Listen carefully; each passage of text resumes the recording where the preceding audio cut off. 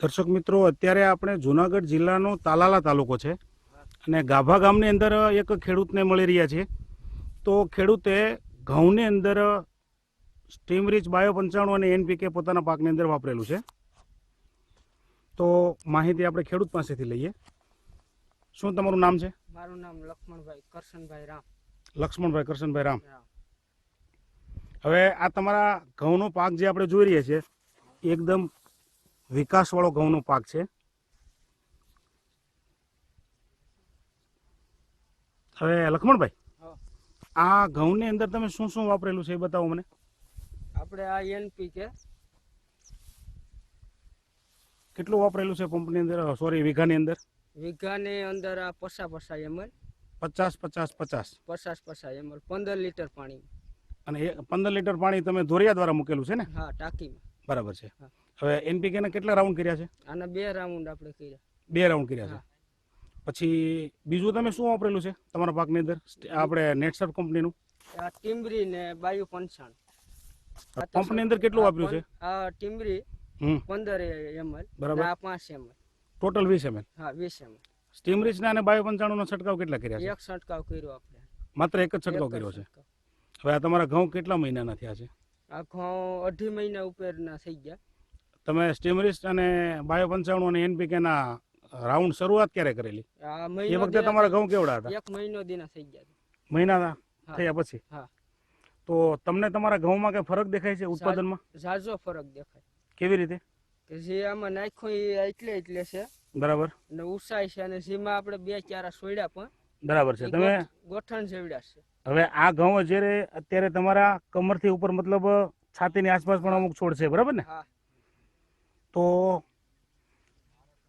સ્ટીમરીચ નો અને બાયો 95 નો 1 રાઉન્ડ, હા, NPK ના 2 રાઉન્ડ. 2 રાઉન્ડ છે. તમને પાકમાં કેવું લાગે છે? પાકમાં ઝાઝો ફાયદો છે. ઝાઝો? 50%. એટલે 50% એટલે 50% પાક તમને વધારે મળશે એવું તમે કહો છો? વધારે મળશે. હા.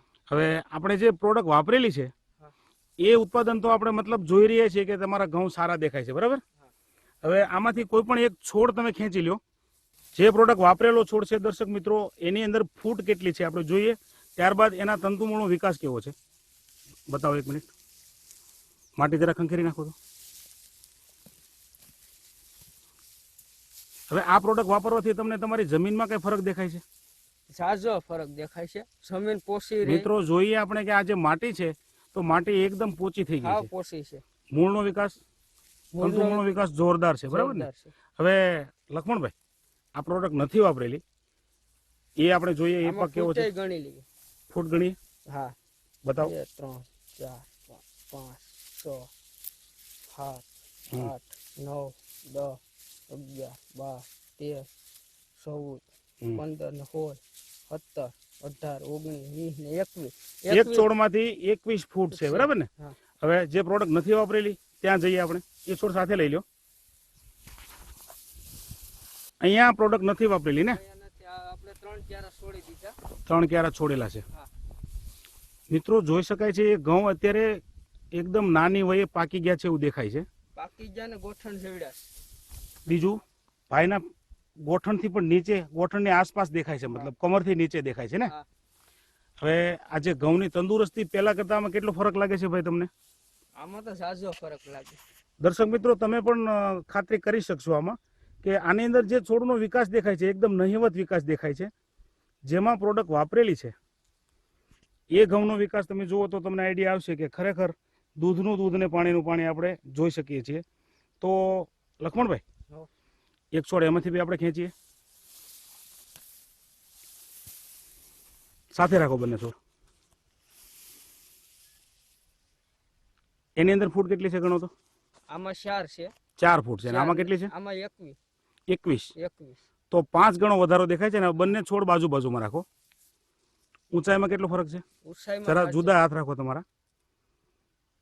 ઊંચાઈમાં બી 1.5 ફરક છે ને? હા, 1.5. મિત્રો જોઈ શકાય છે કે બિલકુલ વિકાસ છે જ નહીં. તંતુ મૂળનો વિકાસ નથી એટલે ઉપર છોડનો વિકાસ નથી.